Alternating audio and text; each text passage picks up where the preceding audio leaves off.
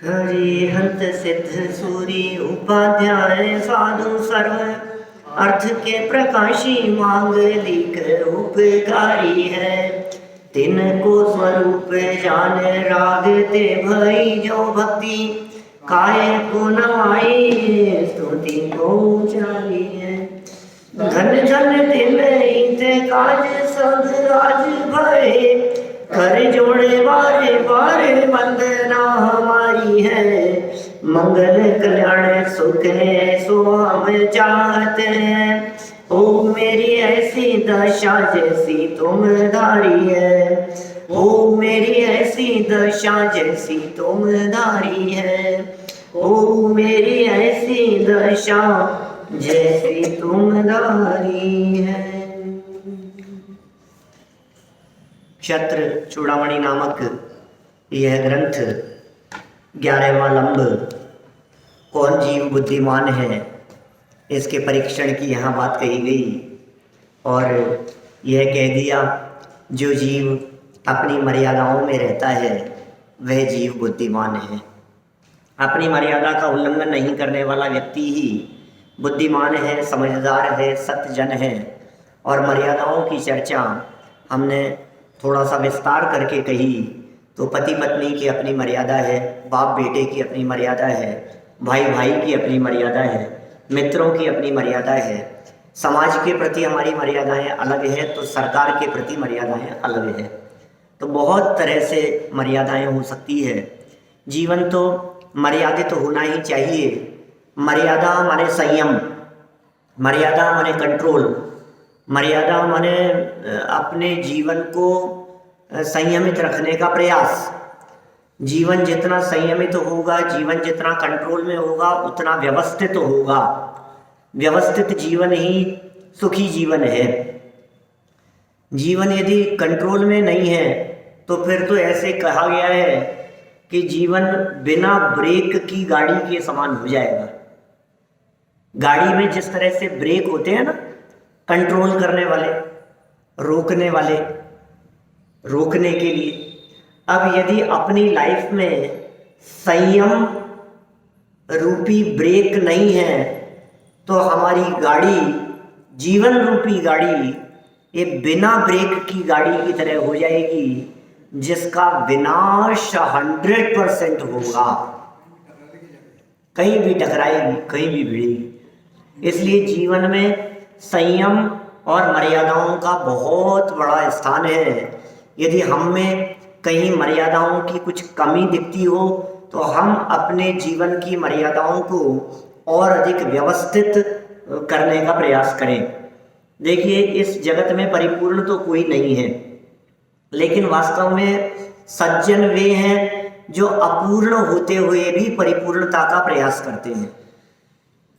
परिपूर्ण तो है ही नहीं, परमात्मा थोड़ी ना हो गए। जो सज्जन हैं आखिर वे भी हैं तो गृहस्थ ही है, रहते तो घर गृहस्थी में है, रहते तो परिवार के बीच में है, लेकिन एक तो ऐसा ठीक है जो है सो है नहीं। हर कदम पर जिन्हें अपने आप का निरीक्षण करने का भाव आता हो, आत्मनिरीक्षण, और आत्मनिरीक्षण करके मर्यादाओं को पालन करने का भाव आता हो, वे सज्जन हैं। जीवंदर कुमार उन महापुरुषों में से थे जो स्वयं सज्जन थे। इस संदर्भ में समुद्र का उदाहरण देकर के कहा गया कि भाई देखो, समुद्र कभी अपनी मर्यादा का उल्लंघन नहीं करता है। यही उसकी विशालता है, समता भाव धारण। पहले ही होगा, पहले इस गलत फहमी में नहीं रहे। सम्यक दर्शन होगा तब होगा साहब, अभी तो क्या है। नहीं नहीं नहीं, ये पात्रता है, ये सम्यक दर्शन की पात्रता है। मेरे 2-3 जगह किए हुए प्रवचन है सम्यक्त्व की पात्रता पर। अभी कहाँ सोनागिर में लिया था अभी शिविर के अवसर पर, वहाँ भी पात्रता की चर्चा की थी। और एक डलास टेक्सास में, अमेरिका में, वहाँ सम्यक्त्व की पात्रता पर एक अलग हटके प्रवचन हुआ। उनमें बहुत विस्तार से, वहाँ तो 1.5 घंटे चर्चा की।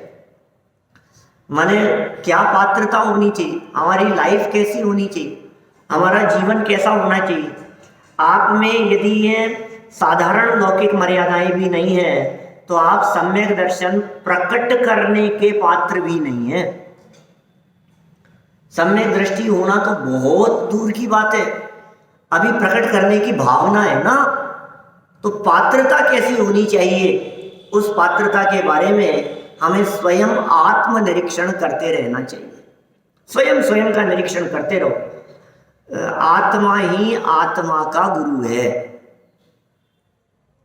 आत्मा ही स्वयं का गुरु है, कोई दूसरे गुरु की जरूरत नहीं है। जो व्यक्ति अपनी कमियों को, अपनी गलतियों को सुधारने के लिए प्रयत्नशील है, उसके लिए किसी दूसरे गुरु की जरूरत नहीं है। मतलब अपने भूल स्वीकार करने की जीवन में आदत होनी चाहिए। ये बहुत महत्वपूर्ण बात है। भूल स्वीकार करना ये बहुत बड़ी बात है। अपनी गलती को स्वीकार करना, हमेशा गलती करते रहते हो गलती, ऐसे सुधारने से क्या होता है? कोई बात नहीं, सुधरेगी। सुधारने की भावना तो है, अंदर में ये तड़प तो है, नहीं गलती नहीं करना, अंदर से ये आवाज तो उठती है। तो ये कह रहे हैं सरल स्वभावी ऐसे बुद्धिमान व्यक्ति वे ही सत्जन हुआ करते हैं। अब राजा का सच्चा स्वरूप बतला रहे हैं। राजा माने क्या होता है? राजा माने पालक, प्रजा का पालक। राजा माने जिस क्षेत्र में आप हैं उस क्षेत्र में सर्वोपरि उसका नाम है राजा। जैसे किशनपोल के राजा हैं क्या हमारे अजय जी, बोलो क्यों? देखो आप व्यापार मंडल में आए दिन सम्मान मिलते रहते हैं आपको, प्रमुख है आप उसमें। तो ये जो बात हुई, ये बात अपने फील्ड के राजा की हुई ना। आप किसी भी फील्ड में किसी भी व्यक्ति को कहते अरे साहब जोरियों में तो राजा है आज, क्या इस जगह पर तो ये कपड़े के फील्ड में तो राजा किंग है आज ये, नहीं बोलते हैं ऐसा। तो राजा मतलब क्या हुआ? राजा शब्द का अर्थ ये हुआ कि आप जहां बैठे हैं उस जगह पर आपसे ऊपर कोई नहीं है। जिस फील्ड में भी बात करो तो उस फील्ड के आप राजा हैं, ठीक है। अब ये कह रहे हैं राजा का सच्चा स्वरूप क्या होता है। तो आप भी अपनी जगह के राजा हैं, सब पेपर किंग हैं। तो आप देखो क्या कह रहे हैं यहाँ, सुख दुखे प्रजाधीने तदा भूतं प्रजापते प्रजानां जन्म वर्जम ही सर्वत्र पितरो नृपः। 505 नंबर पेज, 4 नंबर श्लोक। उस समय अर्थात राज्य मिलने पर महाराजा जीवंदर कुमार के सारे सुख दुख प्रजा के अधीन हो गए, अर्थात प्रजा के सुख दुख से वे अपने को सुखी दुखी समझने लगे। ये राजाओं का सच्चा स्वरूप है भाई साहब। इसका मतलब ये है आप अपने फील्ड में अपने अधीनस्थ काम करने वालों के सुख दुख का विचार करते हैं तो सच्चे अर्थों में आप राजा हैं। नीतियां हैं अभी तो अपने ऊपर लागू करनी पड़ेगी। आप अपने आप के ऊपर यदि इनको लागू नहीं करो और महाराजा जीवंदर पे ही लागू करके पढ़ते रहो तो हमें क्या लाभ मिला? आप यदि अपने घर के मुखिया हैं तो आप घर के राजा हैं, और आप यदि घर के राजा हैं तो आपके अधीन आपके परिवार में रहने वाले सभी लोगों को सुख हो दुख न हो परेशानी न हो, इस बात के बारे में विचार करना ये आपका कर्तव्य है। ये सच्चे राजापन का लक्षण है। ये हमारा दायित्व है कि हमारे बच्चे सुखी रहे, पोते सुखी रहे, पोतियां सुखी रहे, बहू बच्चे परिवार के लोग, हम मुखिया हैं। वे राजा का लक्षण बतला रहे हैं, सच्चापन उसका। एक नौकर चाकर, आपके अधीनस्थ काम करने वाले, आपके यहाँ काम करने वाले कर्मचारी, आप उनके सुख दुख का विचार करें, वे दुखी ना हो, तब तो वो आपको राजा कहेंगे। राजा बनाया किसने, पहले तो ये नक्की करो। क्या आपके कर्मचारी, आपके अधीन काम करने वाले आपको राजा समझें तब तो आप राजा हो। और यदि वो ये कहे है क्या दम है इसमें, आपके मुड़ते ही पीठ पीछे गालियां देवे, तो फिर समझ लो आप, ये ठीक नहीं है। हमारा व्यवहार हमारे अधीनस्थों के प्रति कैसा होना चाहिए, ये जीवनधर कुमार के व्यवहार को देखकर हमें शिक्षा मिलती है। प्रजा के सुख दुख को वे अपना सुख दुख समझने लगे थे। एक भी व्यक्ति यदि भूखा है तो इसका मतलब मैं रोटी नहीं खा सकता, ऐसे होते हैं राजा। किसी कोई के घर में यदि भोजन की व्यवस्था नहीं है और मैं माल खाऊं, ये मुझे शोभा नहीं देता, ऐसा विचार करते हैं राजा लोग। निश्चय से जन्म देने के सिवाय सर्वत्र अन्य सब विषयों में राजा ही माँ बाप है, प्रजा के माँ बाप है। अकेला जन्म ही तो नहीं दिया राजा ने, लेकिन माँ बाप नहीं है तो राजा ही सब कुछ है, वही माता पिता के समान है। अब राजा कैसा होना चाहिए, ये तो मंत्रियों को पढ़ाई जानी चाहिए, शिक्षा उनकी ट्रेनिंग होनी चाहिए। कई बार आता है ना इस तरह का कि आप कितने पढ़े लिखे हैं, आपकी क्वालिफिकेशन क्या है, इस तरह की बातें पूछते हैं। क्वालिफिकेशन की क्या ज़रूरत है कि नहीं, आप चुनाव लड़ रहे हैं, आप किसी पद पर जा रहे हैं, किसी पोस्ट पर जा रहे हैं, तो बिना योग्यता के तो उनके लिए ट्रेनिंग होनी चाहिए। चुनाव लड़ने वालों के लिए ट्रेनिंग होनी चाहिए। नेताओं के लिए उनको जब शपथ ग्रहण समारोह हो उसके पहले 3 घंटे की ट्रेनिंग हो उनके लिए। और ऐसा नहीं 4 वाक्य बोल करके उनको शपथ दिला दी गई, 3 घंटे की ट्रेनिंग में उनको सिखा करके शपथ दिलाई जानी चाहिए कि आप प्रजा के लिए इस तरह का व्यवहार करेंगे, तब तो देश में राम राज की कल्पना की जा सकती है। लेकिन सब बातें ही बातें हैं, ऐसा कुछ संभावना तो लगती नहीं है, क्या पता क्या हो, लेकिन अच्छा होना चाहिए। अभी मैंने दिल्ली में सुना केजरीवाल के लिए, जितनी महिमा लोगों से सुनी मैं तो दंग रह गया। एक आध व्यक्ति से नहीं, टैक्सी वाले से भी, साधारण व्यक्ति से भी, ऑटो वालों के पीछे ऑटो पर लिखे हुए कि हम केजरीवाल को पसंद करते हैं, आई लव केजरीवाल, ऐसा जगह जगह, 1-2 नहीं, कम से कम 50 ऑटो के पीछे देखा होगा। और वहाँ उसकी जब सुनी तारीफ तो लगा कि नहीं, वास्तव में वो काम तो कर रहा है।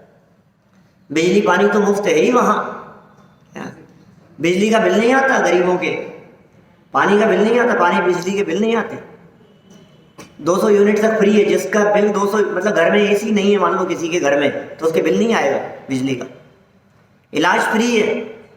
गवर्नमेंट स्कूलों को ऐसा बना दिया है जो अच्छे हाई फाई स्कूलों जैसे भी नहीं हो, बोलो आप, बिल्कुल नॉमिनल चार्ज और कोई फीस नहीं, और इतने अच्छे, और सारे मतलब वो स्विमिंग पूल होगा, हॉर्स राइडिंग के लिए होंगे, सारे ऐसे ऐसे टॉप क्लास स्कूल जैसे हैं गवर्नमेंट स्कूल, और इलाज के लिए कोई खर्चा नहीं।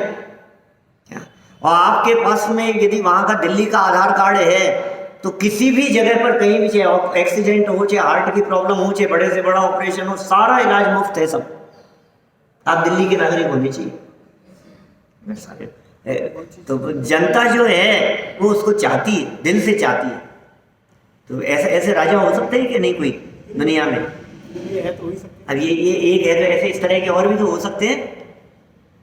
तो यहाँ तो राजा कैसे हो जो प्रजा के सुख दुख का ध्यान रखे।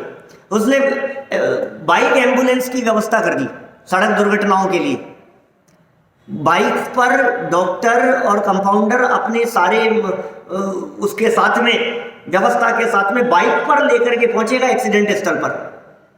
बोलो आप, दिल्ली में ट्रैफिक खतरनाक है, एम्बुलेंस पहुंच नहीं सकती है, बाइक पे सारी व्यवस्था करके वहां मरीज का इलाज कर, मरीज मतलब एक्सीडेंट दुर्घटना का इलाज करने के लिए फर्स्ट एड सारी व्यवस्था करके वहां ले जाएं, उसको बिठा करके ले जाएं, उसको हॉस्पिटल पहुंचा देवें, उसकी वहां व्यवस्था करें, ऐसी व्यवस्था। तो ये तो बाइक एम्बुलेंस बहुत सुपर चल रही है वहाँ दिल्ली में, ऐसा सुना हमने वहाँ लोगों से। तो ये राजा की चर्चा चल रही है, इसलिए हमें वो वहाँ का राजा याद आ गया है। देखो क्या कह रहे हैं, जन्मदात्री माता पिता के सिवाय यदि अन्य कोई है सब विषयों में, तो वो राजा ही है जो प्रजा के सुख दुख का ध्यान रखता है।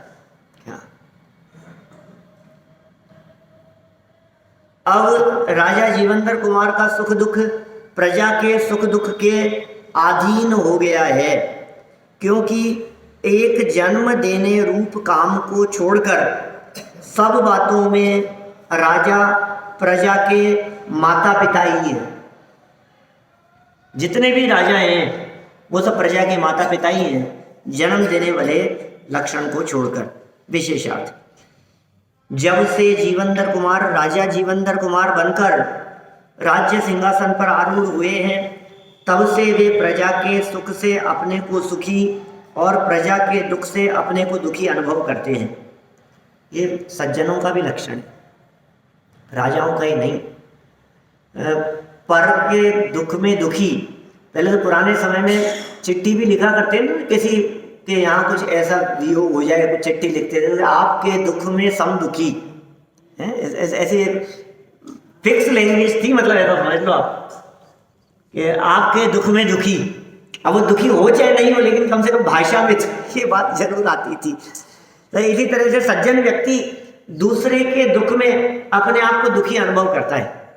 और ये जगत में कहावत भी चलती है कि किसी व्यक्ति के सुख में पहुंचो चाहे ना पहुंचो, लेकिन दुख में जरूर पहुंचना। लेकिन उल्टा है, सुख के सब साथी दुख में न कोई। क्या ये तो जगत का स्वरूप है, सुख के सब साथी दुख में न कोई, ये तो जगत का स्वरूप है। लेकिन हर अच्छा व्यक्ति सलाह यही देगा, शिक्षा यही देगा कि सुख में भले ही आप न पहुंचो, लेकिन दुख की घड़ी में आपको जरूर पहुंचना चाहिए। ये सज्जनों का लक्षण। देखो क्या करें, ये क्या कह दिया इन्होंने यहाँ, अनुभव करते थे, दुखी अनुभव करते थे। जिस प्रकार सुयोग्य माता पिता अपनी संतान के सुख दुख का ध्यान रखकर, योग्य माता पिता संतान के सुख दुख का ध्यान रखकर उसे सुयोग्य बनाने का सतत प्रयत्न करते हैं, ये तो माता पिता की तरफ से। अब संतान योग्य ना बन पावे या ना बने या योग्य ना बनना चाहे, तो माता पिता को तो प्रयत्न करना नहीं छोड़ना चाहिए, ये सतत प्रयत्न करते रहना चाहिए, करते रहो प्रयत्न। कितने सुंदर बात कही है, सुयोग्य माता पिता। अभी सुयोग्य इसलिए लगा दिया है कि आज का जमाना बहुत खतरनाक है, क्या इसलिए क्यों अयोग्य नहीं हो सकते क्या? दुनिया है भाई साहब, यहाँ सब कुछ चलता है आज के समय में। क्या बच्चों को ही बेच देते हैं माँ बाप, क्या मार देते हैं, जहर दे देते हैं, न मालूम क्या क्या घटनाएं दुनिया में ऐसे अनहोनी सी दिखने वाली घटनाएं न्यूज़पेपर का विषय बनती हुई दिखती है। बच्चे माँ बाप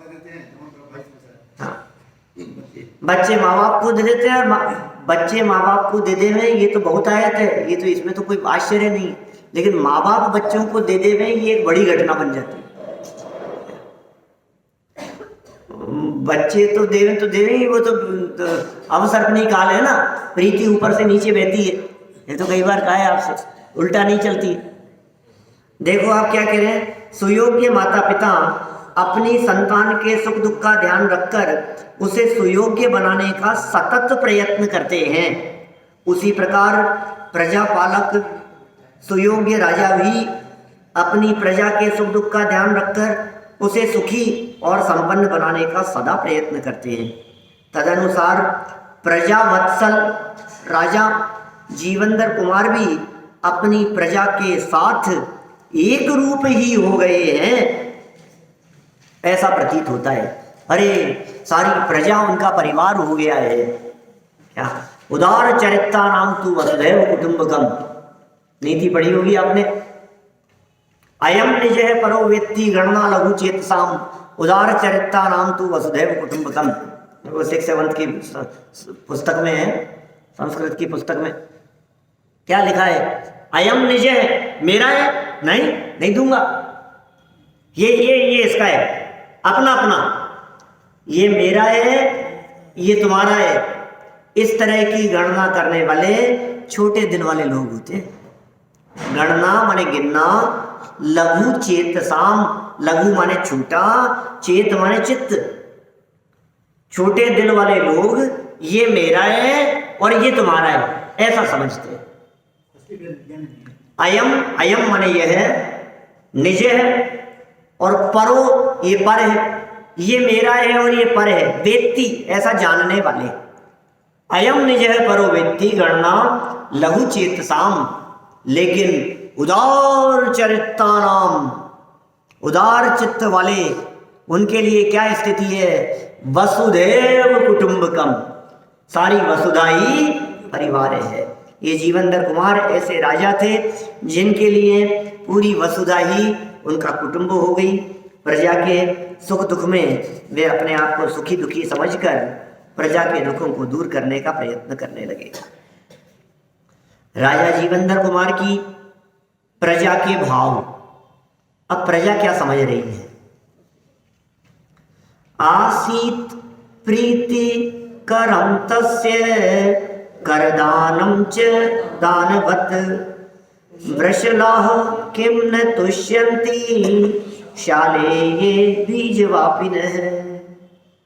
और उसकी प्रजा का राजा को कर देना दान देने की तरह प्रीतिकर अर्थात आनंददायक हुआ। वाह, ये कैसी बात हो गई। देखो आप, राजा जब इतना भला करता है, राजा जब प्रजा का इतना उपकार करता है, तो प्रजा भी ये सोचती है कि नहीं अपने को टैक्स देना चाहिए।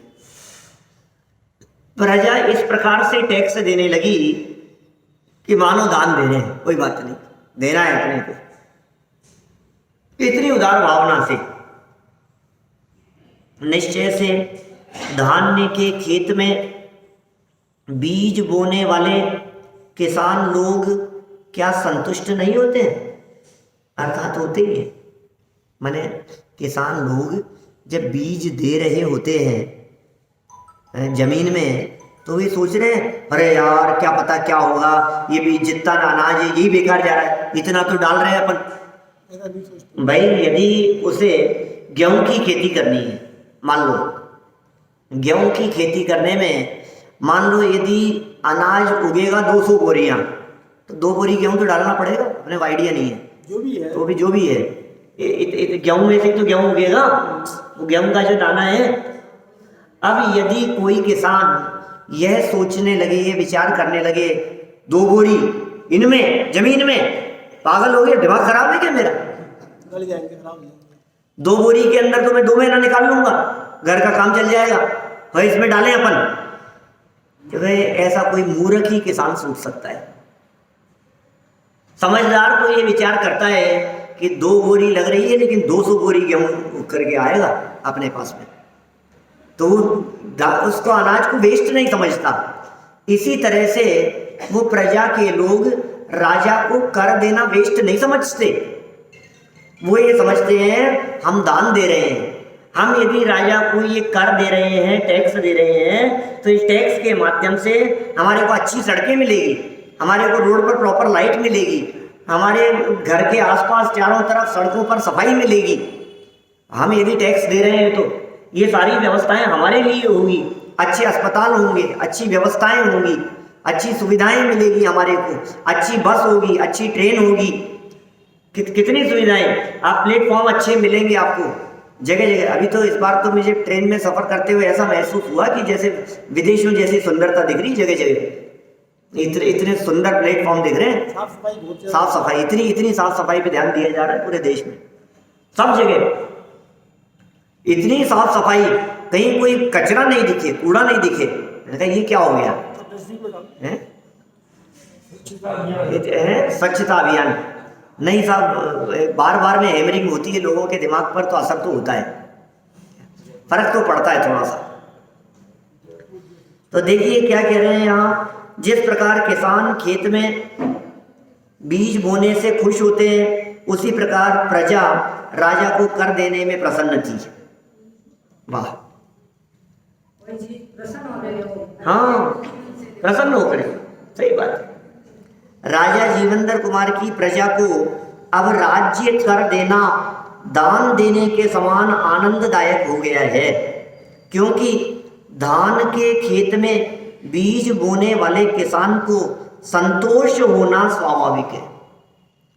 देखिए, जो बातें राजा के लिए कही गई, आप अपने क्षेत्र के राजा हैं, आप अपने यदि अधीनस्थ लोगों का दिल खोलकर उनका दर्द समझेंगे, उनका सहयोग करेंगे, तो आप ये मान कर के चलिए, आपको काम पड़ने पर, जरूरत होने पर वो आधी रात को भी आपके लिए खड़े रहेंगे। वो नौकर वो कभी मना नहीं करेंगे, वो आपके किसी काम के लिए पल्ला झाड़ के नहीं जाएंगे, वो दिल से खुश होकर के बाबूजी ने हमारे को ये काम बताया है, जरूर करेंगे, जरूर हो जाएगा ये काम। तो ये ऐसी भावनाएं कब आती है? जब राजा अपनी प्रजा का पालक होता है। टैक्स देने का मतलब क्या है? अब आपके यहाँ काम करने वाला नौकर, वो आपको क्या टैक्स देगा? वो आपको क्या धन देगा? धन तो आप उसको देते हो। तो क्या कर सकता है कि किसी दिन आपके यहाँ कोई विशेष मेहमान आने वाले हैं, कुछ काम होने वाला है, तो आपके सहयोग के लिए खड़ा रहेगा, 2 बार चक्कर लगा लेगा, ड्यूटी आवर्स के बाद में भी रुक करके काम करेगा। बोलो, ऐसी भावनाएं होती है? खुश रखो तो ऐसा ही होता है। तो यही बात तो कह रहे हैं यहाँ। देखिए विशेषार्थ में क्या कहते हैं। जिस प्रकार उपजाऊ भूमि में बीज बोने वाले किसान को भविष्य में बीज से कई गुनी फसल रूपी फल प्राप्ति का निश्चय रहता है, अतः बीज बोने में उसे उत्साह ही रहता है, उत्साह ही होगा बीज बोने में। उसी प्रकार अब प्रजा को निर्णय हो गया है कि राजा को राज्य कर के रूप में दिया गया धन हमारी ही सुख सुविधा के लिए खर्च होने वाला है। अतः प्रजा राजा जीवनधर कुमार को कर देने में दान देने के समान आनंद का अनुभव करने लगी। जिस तरह से लोगों को दान देने में आनंद की अनुभूति होती है, दान देने में कष्ट का अनुभव नहीं हो, तो खुशी खुशी देता है दान व्यक्ति। दान किसी के द्वारा दबाव में नहीं, हमारा मन था तो हमने खुशी खुशी दिया। तो इसी तरह से कर देते समय भी मजबूरी नहीं है, दबाव नहीं है, खुशी खुशी दिया। इस तरह की भावना वहाँ के प्रजाजनों को होने लगी। देखिए आप फिर क्या कहते हैं आगे। जीवनधर कुमार की राज्य व्यवस्था। अब राज्य व्यवस्था कैसी थी? मित्रोदासीन शत्रुणाम विषयेष्व परस्पर तद्ज्ञानेपि तद्ज्ञानात् तदेवासीत प्रतिक्रिया।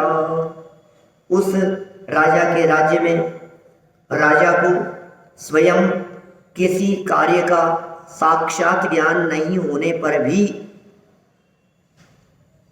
मित्र, शत्रु और उदासीन राजाओं के देशों में घूमने वाले गुप्तचरों द्वारा उनका सारा वृत्तांत जानकर उसी समय उसका उपाय होता था। वाह, ऐसा थोड़ी ना राजा है तो सबके दुखों को जानते, उनको क्या तकलीफ है, हर समस्या का समाधान राजा के पास में हो, ये जरूरी तो नहीं। अपनी मर्यादाओं में तो कर पाएगा जो भी सहयोग कर पाएगा। लेकिन जीवनधर कुमार इस तरह के राजा थे जो काम स्वयं ना कर सकते हो, वो काम किसके द्वारा कराया जा सकता है, यह विचार कर वो काम संपन्न करा देते थे। ये विशेषता है। देखिए आप, मैंने गुप्तचरों के माध्यम से, दूसरे लोगों के माध्यम से, दूसरे उदासीन राजाओं के माध्यम से, मित्रों के माध्यम से, सब तरह जहाँ जैसा जो काम हो सकता है, जिस तरह से बन पड़े उस तरह से वे काम करा लेते थे, सहयोग करते थे। राजा जीवनधर कुमार अपने से मित्रता, उदासीनता तथा शत्रुता, 3 ही तरह के जीव हो सकते हैं। भैया आपके जीवन में 3 तरह के लोग होंगे आपके लाइफ में। एक तो आपसे घनिष्ठता रखने वाले, मित्रता रखने वाले, एक शत्रुता रखने वाले, और एक ऐसे हो सकते हैं जिनको मित्रता भी नहीं है, शत्रुता भी नहीं है, कि ठीक है, न्यूट्रल है। तो दुनिया में हर व्यक्ति के लिए 3 तरह के लोगों से संपर्क होता है। या तो मित्रों से संपर्क होता है, या उदासीन लोगों से होता है, या शत्रुओं से होता है। मित्रता और शत्रुता ये तो हमारे पुण्य पाप कर्म के उदय से दिखती है, और जो उदासीन संयोग है ये विधि के योग से अपने आप बन जाते हैं। विधि का विधान, आप दुकान पर बैठे हैं, बिजनेस कर रहे हैं, कोई व्यक्ति आया, आकर के उसने आपका माल देखा, उदासीन भाव से देखा, आपने उदासीन भाव से बता दिया, लिया तो ठीक, नहीं लिया तो ठीक, उसको भी कोई विकल्प नहीं, आपको भी कोई विकल्प नहीं, ये उदासीन व्यवहार है। क्या तो ये ऐसा व्यवहार होता है पब्लिक के साथ में, सबके साथ में उदासीन व्यवहार होता है इसी तरह का। किसी सड़क चलते हुए व्यक्ति से आपने लिफ्ट मांगी, उसने दी तो ठीक, नहीं दी तो ठीक, तो आपको कोई गुस्सा थोड़ी ना आता है, ठीक है, उदासीन व्यवहार है उनके प्रति। किसी ने सहयोग किया तो ठीक, नहीं किया तो ठीक, तो ये जो वृत्ति है ये तो है उदासीन। आप देखना आपकी लाइफ में 3 तरह के लोगों से संपर्क होगा, 3 के अलावा चौथा कोई प्रकार ही नहीं है दुनिया में। एक तो ऐसे लोग मिलेंगे आपको, आप तलाशिए, आप निगाह घुमा करके देखेंगे तो आपको ऐसे लोग दिख रहे होंगे जिनमें आपको मित्रता की शक्ल दिख रही होगी, जिनमें लग रहा होगा कि ये मित्रवत व्यवहार है। अब ये मित्रत्ववत व्यवहार में आपके माता पिता, आपके सगे भाई, आपके बच्चे, सब वो भी मित्रवत व्यवहार में आ गए। अनुकूल है ना, मित्र माने अनुकूल, जिनका व्यवहार आपके अनुकूल है वो मित्रवत व्यवहार, जिनका व्यवहार आपके प्रतिकूल है क्या हुआ, क्या व्यवहार आपके प्रतिकूल हो गया है तो वो शत्रुवत व्यवहार हो गया है। और जो बिल्कुल उदासीन है, क्या है, वो मध्यस्थ। राजा जीवंदर कुमार अपने से मित्रता रखने वाले, उदासीनता तथा शत्रुता रखने वाले मंडलीक राजाओं का पता गुप्तचरों के माध्यम से बराबर रखते थे। गुप्तचरों से इस बात का पता लगाते रहते थे कौन अपना है और कौन पराया। यहाँ कौन है अपना, कौन पराया, किसको इसकी खबर लगे, है कोई खबर ही नहीं है। क्या पता अपनों के वेश में पराये हों हैं और परायों के वेश में आकर के अपना सहयोग कर जाए। ये जगत है भाई, ये दुनिया है। तो वो बराबर गुप्तचरों के माध्यम से इन बातों की खबर रखा करते थे। तथापि उन मित्रादि राजाओं को इसका कुछ भी पता नहीं चलता था। मित्रों को भी पता नहीं लगता था, शत्रुओं को भी पता नहीं लगता था, और कौन उदासीन है उनको भी पता नहीं लगता था कि कोई हमारे लिए गुप्तचर लगाए हुए हैं। तदनुसार उचित पद्धति द्वारा मित्र राजाओं को राज्य व्यवस्था में उत्साहित करते थे, उदासीनों के प्रति माध्यस्थ भाव रखते थे और शत्रुता रखने वाले राजाओं का नाश करते हुए राजा जीवंदर कुमार अपनी राज्य व्यवस्था व्यवस्थित रखते थे। ये बहुत किसके साथ कैसा व्यवहार करते थे कि यदि गुप्तचरों से पता लगा कि ये जो हमारे कर्मचारी काम कर रहा है ये अंदर ही अंदर दुश्मनी वाला है, तो फिर उसको निकाल दो, उसको अलग कर दो, आप उसको आपकी टीम में शामिल मत रखो। और पता लगा कि ये आप मित्रता गुप्तचरों से, सामने तो सब तारीफ करते हुए दिखेंगे, सवाल सामने का नहीं है, गुप्तचरों से इस बात का पता लगा तो आप मन में प्रसन्न होकर उसे योग्य रीति से उसे रिवॉर्ड प्रदान करें, उसे सम्मान प्रदान करें, उसका ध्यान रखें। और जो उदासीन वृत्ति वाले हों उनके साथ में कैसा व्यवहार रखने की बात कही इन्होंने, मध्यस्थ भाव, ठीक है जो है सो। देखिए जीवंधर कुमार की दिनचर्या, दिनचर्या किस प्रकार की थी जीवंधर कुमार की। रात्रि से शुरू कर रहे हैं। रात्रिंदिव विभागेषु नियतो नियतिम व्यधात कालातिपात मात्रेण कर्तव्यम ही विनश्यति। नियम पूर्वक कार्य करने वाले उन राजा ने रात दिन के विभागों में नियत किए हुए कार्य को यथा समय पर किया। वाह, कितनी सुंदर बात कह रहे हैं। जो काम नियम पूर्वक किए जाने हैं उन कार्य को दिन रात के विभागों में, भले दिन हो या रात हो, नियत समय पर वो कार्य संपन्न होना ही चाहिए। ये उसकी कार्य करने की पद्धति थी, ये उसके दिनचर्या का अभिन्न अंग था। जो काम जिस समय करना है वो काम उसी समय करेंगे। ये नहीं कि काम ज़्यादा था तो नहाना दोपहर में नहा लेंगे, कोई बात नहीं, अभी तो ये काम करते रहो। ऐसे होते हैं लोग दुनिया में जो आगे पीछे कर देते हैं अपनी दिनचर्या को। ये काम कब कर लो, सर्दियों के दिन होते हैं ना, तब तो सुबह के शाम को नहाते हैं घरों में बच्चे, कहीं जाना नहीं हो तो ऐसा दिखता है क्या, रात को देर तक सोएंगे, सुबह देर तक उठेंगे, क्या कुछ का कुछ वृत्ति करेंगे, मतलब ऐसे उटपटांग चलती है दिनचर्या। लेकिन इनकी दिनचर्या इतनी व्यवस्थित थी कि जो कार्य जिस समय पर किया जाना है, दिन हो तो उस समय के कार्य उसी समय होंगे, रात्रि हो तो उसके योग्य प्रवृत्ति उसकी उसी समय होगी। ये व्यवस्थित दिनचर्या होनी चाहिए। जिनकी दिनचर्या व्यवस्थित होती है वास्तव में उनकी लाइफ व्यवस्थित होती है। जिनकी लाइफ व्यवस्थित होती है वे मर्यादित कहलाते हैं। जो मर्यादित होते हैं उन्हें यहाँ क्या कहा गया था, सज्जन और बुद्धिमान कहा गया था। जो मर्यादित होते हैं वे बुद्धिमान होते हैं। इसका मतलब बुद्धिमानों के सारे काम व्यवस्थित होते हैं और बुद्धिमानों के सारे काम समय पर होते हैं। या ऐसा समझ लो, आपके काम यदि समय पर होते हैं तो ये बुद्धिमानों का लक्षण है। काम समय पर करें। होमवर्क है आपको मिला है तो आप समय से करें उसे। आप यदि भोजन बनाना है तो ये नहीं आप भोजन बनाने के समय नाश्ता करने लगे, नाश्ते के समय भोजन करने लगे, चाय के समय खाने की तैयारी करने लगे और खाने के समय लड्डू बनाने के लिए बैठे। अरे भाई तो रात हो रही है, खाना तो खाना है, तो लड्डू बनाने में लगे। मतलब समझ रहे हो, मैं तो उदाहरण दे रहा हूँ इस तरह के। तो आप व्यवस्थित का मतलब क्या है, समय का ध्यान रख करके काम करें।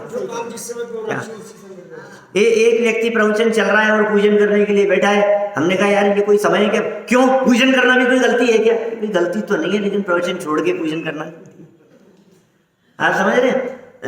कोई भी काम हो, एक योग्य काम छोड़कर अयोग्य काम करना, जो अति योग्य है उस काम को पहले करना, समय का ध्यान रख करके करना। महत्वपूर्ण देखो, बच्चों को सिखाते हैं हम तो, जो परीक्षा देते हैं ना एग्जाम में, उनको कहते हैं हम कि सुनो 2 नंबर के क्वेश्चन में कितना टाइम लगाना है और 20 नंबर के क्वेश्चन में या 10 नंबर के क्वेश्चन में कितना समय देना है, इसका निर्णय आपको करना पड़ेगा। आप यदि समय का निर्णय नहीं करेंगे तो आप नुकसान पाएंगे। आपने 2 नंबर के क्वेश्चन में तो बहुत ज़्यादा टाइम लगा दिया और जो 10 नंबर का क्वेश्चन था उस चक्कर में आप उसको उतना विस्तार नहीं दे पाए, समय नहीं दे पाए, तो ये अयोग्यता है। ये आपके अकुशल दिनचर्या निर्वाह का द्योतक है। समझ रहे हैं आप? किस किस फील्ड में किस किस तरह की कुशलता होनी चाहिए, दिनचर्या की व्यवस्थितपन की बात कर रहे हैं।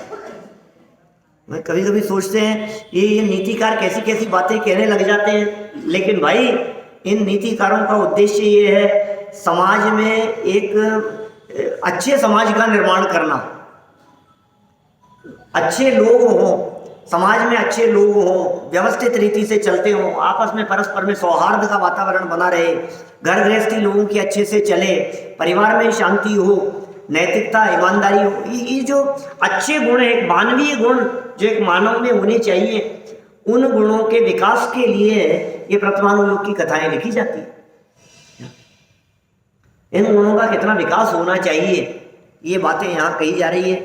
देखिए जीवेंद्र कुमार, पहले अन्वयार्थ पढ़ा भी अपन ने। यहाँ नियम पूर्वक कार्य करने वाले उन राजा ने दिन रात के विभागों में नियत किए हुए कार्य को यथा समय पर किया। निश्चय से काम करने योग्य समय के निकल जाने पर कार्य नष्ट हो जाता है। समय पर जो काम हो ना, समय निकल जाने पर फिर उस काम की कर लेंगे बाद में कर लेंगे, मुझे ही तो करना है, आगे पीछे कभी भी नहीं भाई साहब, आप गलत सोच रहे। योग्य समय पर ही किया जाना चाहिए। समय निकल जाने पर उस काम की वैल्यू ही खत्म हो जाती है। हाँ बोलो, आप आग अभी लगी है, और आप पहुंचो कल, अब कोई बात नहीं बुझानी तो है, अब कल तक कौन सी बुझी जाएगी, लगी तो रहेगी, फिर जितनी होगी बुझा देंगे। अरे तो तू क्या कर रहा है? आग आज लगी है तो कल बुझाने की बात सोचे, ऐसा नहीं चलेगा। क्या? जिस समय सहयोग के लिए कोई व्यक्ति आपके पास में आया है अपेक्षा रख करके, उस समय सहयोग करें। दुर्घटना आज हुई है, इलाज कल कराएंगे, तबीयत आज खराब हुई है, कल दिखाएंगे। किसी के घर में संकट आज आ गया है, उसको मिलने के लिए 4 दिन बाद जाएंगे, तो फिर क्या है 4 दिन बाद में? इंटरव्यू का टाइम 9 बजे का है। फिर कोई मतलब सब जगह पर लागू होगी ये बात। ट्रेन का टाइम हो, चाहे फ्लाइट का टाइम हो, चाहे स्कूल का टाइम हो, हर जगह पर आपकी दिनचर्या व्यवस्थित होनी चाहिए। आपके दिमाग में ये बात होनी चाहिए कि कौन सी जगह पर कितना टाइम लगेगा, किस काम में कितना टाइम लगेगा और कितना लगाना चाहिए, ये आपके दिमाग में होना चाहिए। देखिए क्या कह रहे हैं, ये सरल अर्थ पढ़ दिया क्या अपन ने? नियम पूर्वक कार्य करने वाले राजा जीवेंद्र कुमार दिन और रात्रि के कार्यों को समय विभाग करके ही निश्चित करते थे, क्योंकि कार्य करने का योग्य समय निकल जाने पर योग्य कार्य भी बिगड़ जाता है। योग्य कार्य भी बिगड़ जाएगा। तुम कितने भी होशियार क्यों ना हो, तुम कितने भी इंटेलिजेंट क्यों ना हो, लेकिन समय निकल जाने के बाद वो कुछ भी नहीं हो पाएगा। तुम कितना भी समय पर आपने यदि इलाज नहीं कराया, समय पर आपने यदि डॉक्टर को नहीं दिखाया, समय पर आपने यदि योग्य रीति से उसका उपचार नहीं किया, तो समय निकल जाने के बाद में क्या होगा? अब पछताए क्या होत जब, यही होगी। आप हाथ मलते रह जाओगे, आप समय निकल जाएगा। समय न निकल जावे, इसलिए योग्य समय का ध्यान रखते हुए कुशलता से कार्य करने की प्रेरणा यहाँ जीवेंद्र कुमार ने दी है। चलिए विशेषार्थ पढ़ के बात को पूरी करेंगे हम। प्रत्येक कार्य का अपना अपना उचित समय होता है। बताई दी हमने बात आपको। हर कार्य करने का अपना एक उचित समय होता है। उस काल में वह कार्य किया जाए तो कार्य की सफलता निश्चित होती है। निश्चित होती है। कौन से समय में क्या कार्य किया जाना चाहिए, योग्य समय में किया जाए तो सफलता निश्चित होती है। असमय में किया हुआ कार्य अधिक श्रम करने पर भी, अब समय निकल गया, अब आप मेहनत बहुत कर रहे हो, बोलो घर से यदि आप देरी से निकले समय निकल जाने पर, तो आप कितना भी तेज गाड़ी दौड़ाओ, आपकी ट्रेन छूटेगी छूटेगी। अभी हिंदुस्तान की ट्रेनों की मेहरबानी हो जाए वो एक अलग बात है माने, लेकिन हालत तो ऐसी है। आपने समय रहते हुए सब काम, दुनिया के हर काम की बात है, इसी बात को आप अपने आत्म कल्याण के ऊपर लगा दो। समय रहते हुए यदि आपने काम कर लिया, आत्म कल्याण कर लिया, तो सफल है। और समय निकल जाने के बाद रोगों ने आकर के घेर लिया, या हमने बिस्तर पकड़ लिए, क्या जिस समय कैंसर लास्ट स्टेज पे पहुंच गया, जिस समय डॉक्टरों ने जवाब दे दिया, जिस समय बाथरूम में फिसल करके गिर गए और ब्रेन हेमरेज हो गया, हार्ट में ऐसी प्रॉब्लम आ गई कि अब सही नहीं हो सकता है, किडनी ऐसी पोजीशन में आ गई कि दोनों ही खराब हो रही है, डायलिसिस पर चल रहे हैं और ऐसी हालत हो रही है, तो अब ऐसी स्थिति में तू क्या कर लेगा? कुछ भी नहीं। समय रहते चेत जाता। हम तुम्हें समझा रहे थे भाई साहब, अब सुन ले फिर कौन सुनाए दुर्लभ ये जिनवाणी, अरे उड़ चला हंस सैलानी। क्या अब सुन ले भैया, ये अवसर आ गया है, ये अवसर बीता जाए, ये निकल रहा है ये अवसर। असमय में किया हुआ कार्य, अब फिर तू कितने भी आपटे मारे कुछ नहीं होगा, फिर कुछ नहीं हो पाएगा। आज का काम आज नहीं निपटाया तो कल तेरा बर्डन डबल होने वाला है, वजन डबल हो जाएगा। तू सोच रहा है मैं कर लूंगा, हाँ कर लूंगा मैं, तो फिर 2 दिन नहीं किया तो तीसरे दिन और ज्यादा बढ़ जाएगा, चौथे दिन और ज्यादा बढ़ जाएगा। तेरे पास में जितना समय है और जितना काम है, अपने काम को उस समय के अनुपात में बांट ले उस काम को, और थोड़ा थोड़ा सा करता रहे, थोड़ा थोड़ा सा चलने दे तो काम हो जाएगा। सफल हो जाएगा। शिखर जी की वंदना करते समय जो आपके साथ में वंदना कर रहे होते हैं, वे क्या कहते हैं? बस थोड़ा सा और, बस थोड़ा सा और, बस थोड़ा सा और फिर क्या होता है? यात्रा हो जाती है। यात्रा हो जाती है पूरी। ये कितना प्रैक्टिकल उदाहरण है। बस थोड़ा सा, बस इतना सा कर लो, बस इतना सा। अब हम ये कह रहे हैं, आपको कोई ऐसा नहीं कि सब काम धाम और सब छोड़ छाड़ करके आप इसमें लग जाओ। आप जो कर रहे हो बस थोड़ा सा, बस थोड़ा सा उपयोग आत्म कल्याण के लिए, बस थोड़ा सा उपयोग, बस थोड़ा सा। अब ये जो थोड़ा थोड़ा सा करेंगे आप ये मान करके चलिए, एक दिन थोड़ा थोड़ा करते हुए बहुत हो जाएगा। भूल से करना पड़ता है। क्या जैन साहब, आज सिर्फ 6 द्रव्य के नाम याद करने, सिर्फ 6 शब्द याद करने हैं क्या? फिर कल उनके गुण बतलाएंगे, फिर विशेष गुणों की चर्चा करेंगे, फिर 7 तत्व की बात करेंगे। बस थोड़ा सा, बस इतना सा, आज इतना सा। फिर क्या होगा कि धीरे धीरे करते हुए आपके पास इतनी संपत्ति इकट्ठी कैसे हुई है? क्या थोड़ा थोड़ा सा करते हुई है ना? क्या बच्चों की गोल्लक में वो इतने पैसे कैसे इकट्ठे हो गए? आज थोड़ा थोड़ा करते हुए हैं ना। वो नोटबंदी के समय जो एक साथ निकले थे, वो इतने कैसे हो गए?